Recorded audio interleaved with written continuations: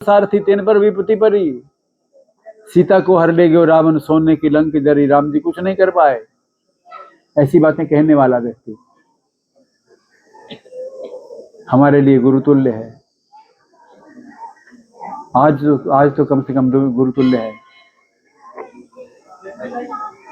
ऐसे बाबा कबीर भगवान से आग्रह करने वाले, हरि जननी में बालक तोरा, काहे ना अवगन बख्शो मोरा, कर गही केश करे जो घाता, तो ना हेत उतारे माता। कहत कबीर एक बुद्धि बिचारी, बालक दुखी दुखी महतारी। सहज सत्य कहत वाला, निडर होकर के, स्वतंत्र होकर के, कबीरा खड़ा बाजार में सबकी मांगे खैर, ना काहू से दोस्ती ना काहू से बैर। दो बातें हैं, एक है ये मेरा है,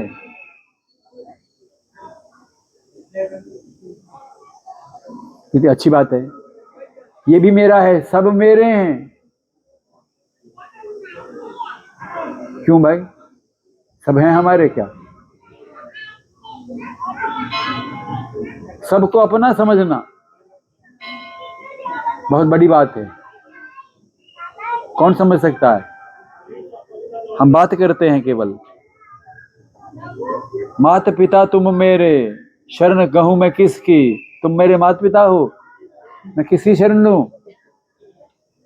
तुम मेरे माता पिता हो। अगर ये बात सच में मान लें हम, सारे झगड़े मिट जाएं। सब परमात्मा हमारे माता पिता है। जब ये बात मान ली तो सारी दुनिया हमारी भाई बहन बन गई। क्या हमारे बार बार कहने से माता पिता तुम मेरे, शरण कहूं मैं किसकी, फिर किस मुंह से कहेंगे श्रद्धा भक्ति बढ़ाओ?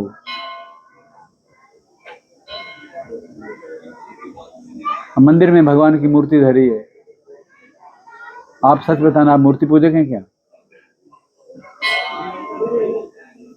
आप मूर्ति पूजक हैं क्या? सनातनी मूर्ति पूजक हैं?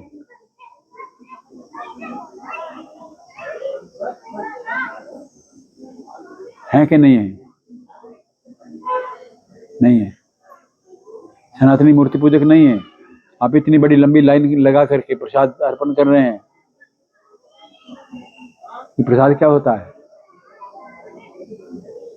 प्रसाद का डिक्शनरी में अर्थ क्या है?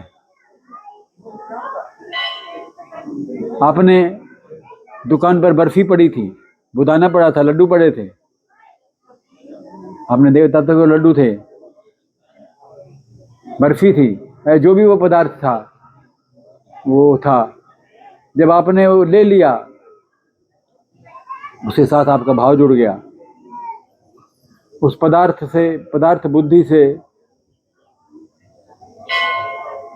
सूक्ष्म बुद्धि पे आ गए, वो पदार्थ नहीं रहा, नैवेद्य बन गया, पूजा की सामग्री बन गई।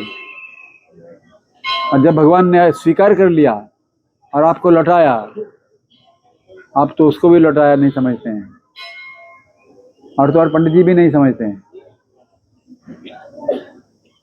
ये मेरा जानने वाला है, मैं बर्फी वाले लिफाफे में से जरा इसको प्रसाद दे दूं। तूने बर्फी दी कि प्रसाद दिया? जो तुम्हें बाद में मिला है बर्फी नहीं है, वो बुदाना नहीं है, वो लड्डू नहीं है, वो प्रसाद है। क्या है? और उसका क्या करें फिर? प्रसाद शब्द का अर्थ होता है कृपा। आपको कृपा प्रसाद मिला, उसका क्या करें? आप खा जाएं और क्या करें? मैंने बताया ना, मेरे कोई खराब आदत थी, पंडित जी ना बैठे हों, वहीं से प्रसाद उठाना, चल, फिर चरणामृत देव उठाना, अकाल मृत्यु हरणम सर्वव्याधि विनाशकम विष्णु चरणोदकम पीत्वा गाना और पी लेना। एक दिन पुजारी जी अंदर गए हुए थे, हमने वहां से चरणामृत लिया, अकाल मृत्यु किया और चरणामृत पी लिया। इतने में पुजारी जी बाहर निकल आए। तो मेरे पीछे पड़ गए। क्या समझते हो अपने आप को? तरीका नहीं है, तहजीब नहीं है। बहुत कुछ भला बुरा उन्होंने हमको कोसा। मैं जब सब कोस लिया तो मैंने पूछा, आपने जो कुछ कहना था अगर सब कह लिया हो तो मैं जाऊं, और अगर कुछ कहना हो और तो रुक जाता हूं। खैर चुप हो गए। किसी ने पीछे से समझा दिया, तुम्हें पता नहीं किससे बात कर रहे थे, ये तो श्याम जी हैं, बड़े महत्वपूर्ण हैं, आपने इनके साथ ऐसा व्यवहार किया, ठीक नहीं। अगले दिन जब मैं गया, पंडित जी कहने लगे कि मैंने आपको पहचाना नहीं था। मैंने कहा आपने मुझे पहचान के करना क्या था?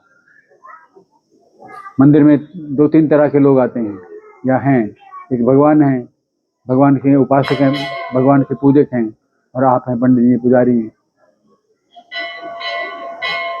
मुझे नहीं करना चाहिए था, मुझे किसी ने नहीं बताया, किसी ने नहीं समझाया। अब समझाता हूँ, आपने समझाया, आगे से नहीं करूँगा, आगे से किया भी नहीं है। समझाने वाला व्यक्ति, आप मूर्ति पूजक नहीं हैं, कण कण में भगवान बसता है तो मूर्ति में भी बसता है भैया। कण कण में भगवान मानने को तैयार हो, मूर्ति में भी भगवान है, इस बात को क्यों नहीं स्वीकार कर सकते जो निर्गुण माता के मानने वाले हैं। मुझे एक बात जरा समझ नहीं आई, आप समझाइएगा, अगर आपको आ जाए तो। आएगी नहीं, वैसे समझ में आएगी नहीं। ऋषि जी लाख जोड़ लगा लें, सफेद बाल होने से कोई बूढ़ा नहीं हो जाता, बाल तो डाई किए जा सकते हैं।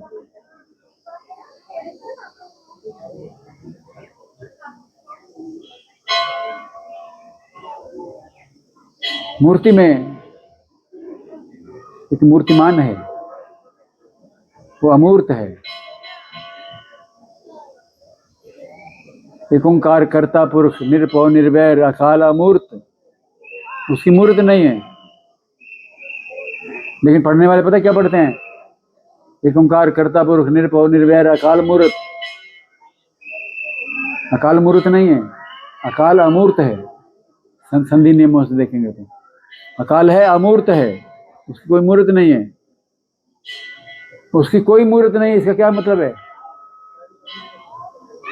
उस परमात्मा की कोई मूर्त नहीं है, वो अमूर्त है।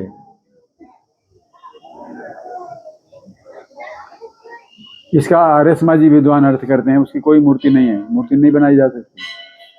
और सनातनी विद्वान अर्थ करते हैं, उसकी कोई खास मूर्त नहीं है, जो कुछ दिख रहा है वो सब उसी की मूर्त है।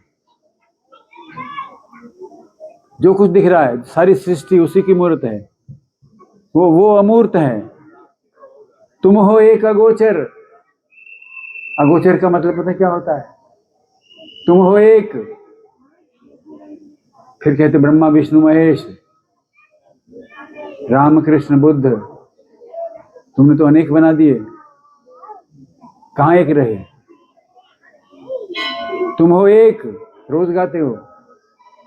अगोचर, अगोचर का मतलब होता है जिसको इंद्रियों के माध्यम से देखा नहीं जा सकता, जिसको देख नहीं सकते, जिसको सुन नहीं सकते, जिसको स्पर्श नहीं कर सकते,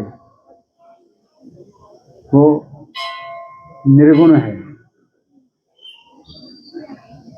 और फिर साथ में कहेंगे परमात्मा बड़ा दयालु है, वो कृपालु है।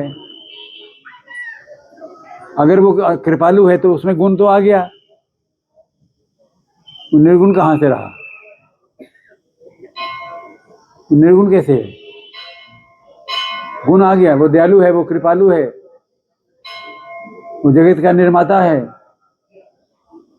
पर निर्गुण है। कैसे निर्गुण हो गया भाई? निराकार तो समझ में आए बात, निर्गुण नहीं। मैं परमात्मा को निर्गुण मानता हूं, अरे तुम परमात्मा को मानता भी है कि नहीं पता नहीं।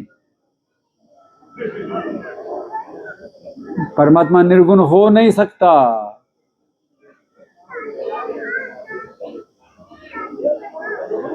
जय जयकार किसकी करोगे? जय हनुमान ज्ञान गुण सागर। ज्ञान और गुण का सागर कौन हो सकता है? फिर आप भगवान की मूर्ति क्यों बनाते हैं? इसीलिए बड़ा सुंदर तर्क देंगे। इसकी तो पंडित जी ने मंत्र गा करके प्राण प्रतिष्ठा कर दी है। अरे जो भगवान को नहीं मान रहा वो तुम्हारी प्रतिष्ठा को मानेगा? तुम्हें 4 बातें और सुनाएगा कि प्रतिष्ठा क्या होती है। यानी कि पुजारी जी हों, पुजारी जी कहें कि मैंने तो तुम्हें भगवान बनाया है, तुम तो पत्थर की मूर्त थे। भक्तजन आप सब मिलकर के बोले हमने मिलकर के तुमको भगवान बनाया है, तुम तो पत्थर की मूर्त थे। ठीक बात है क्या? वो पत्थर की मूर्त नहीं है जिससे दुआएं मांगते हो। मैंने राम जी पास कर देना, ऐदकी चंगे नंबर दिला देना, एडमिशन दिला देना, मेरे मुंडे को सोनी सी बहू दिला देना। जिसने एग्जाम दिया है, क्या क्या बड़े बड़े एग्जाम है, मुझे तो नाम भी याद नहीं है अब। जब मेरे बेटे ने एग्जाम दिया उसके बाद उसका रैंक आया, मैंने उसको कहा किसी ऐसे कॉलेज में अप्लाई मत कर देना जिसमें तुम एडमिशन नहीं चाहते हो, जिसमें चाहते हो सिर्फ एक कॉलेज में करना है अप्लाई। सब दोस्तों ने 10-10 में किया, तुम एक में करना। एक पर विश्वास रखो। वो मूर्ति नहीं है हमने, और उसको भगवान हमने बनाया क्या?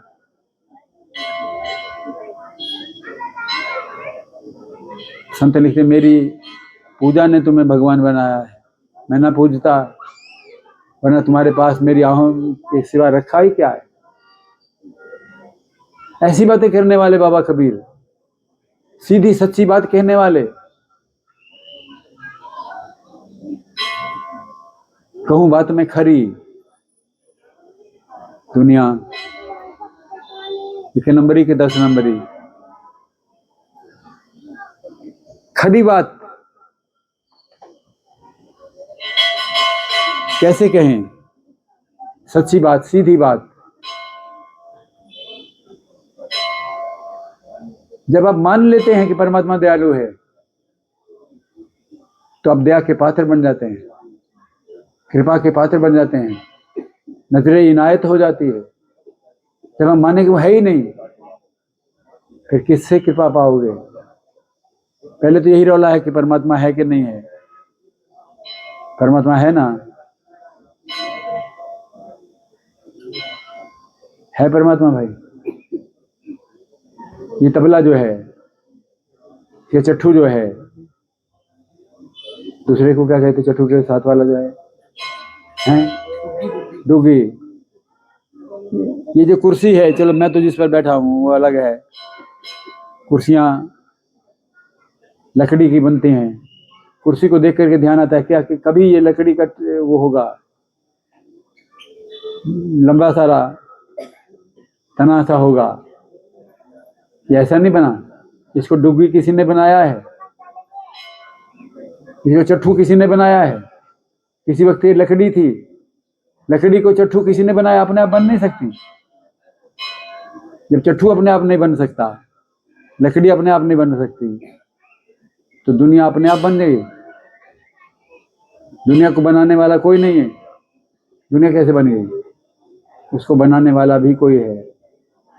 कैसे बनाया उसने?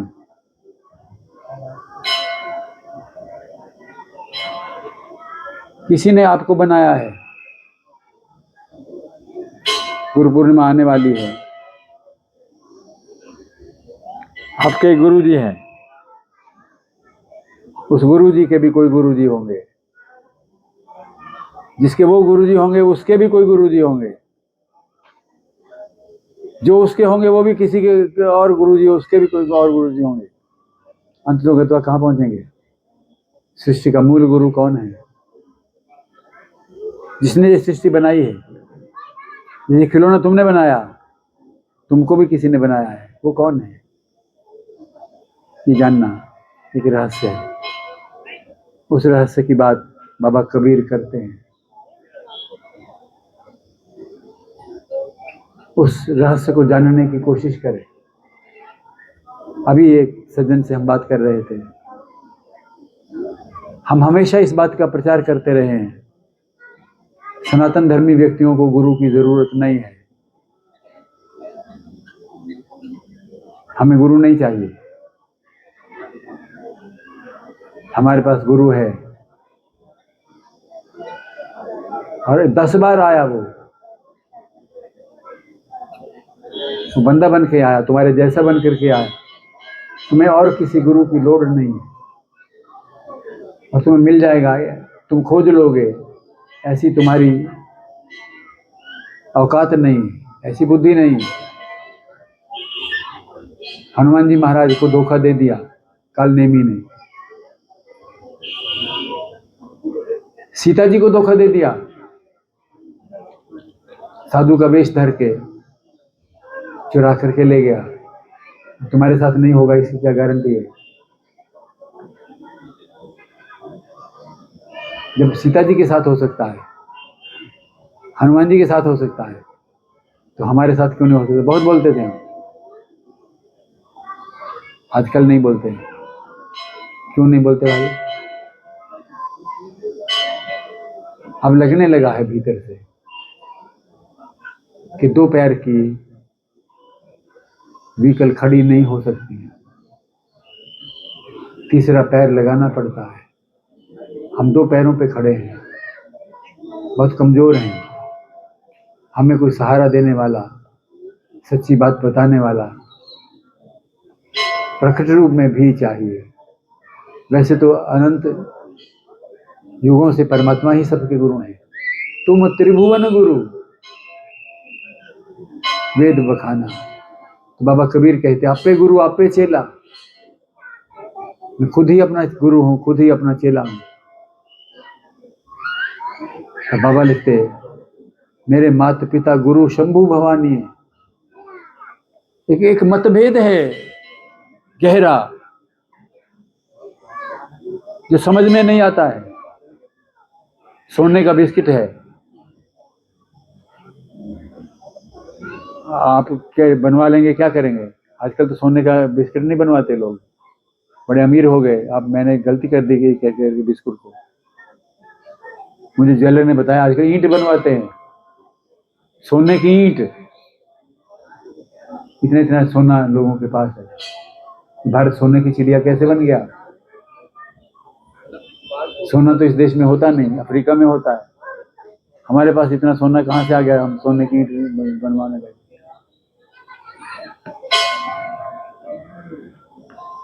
समझने के लिए सोना सोना है, पर उपयोग का नहीं है।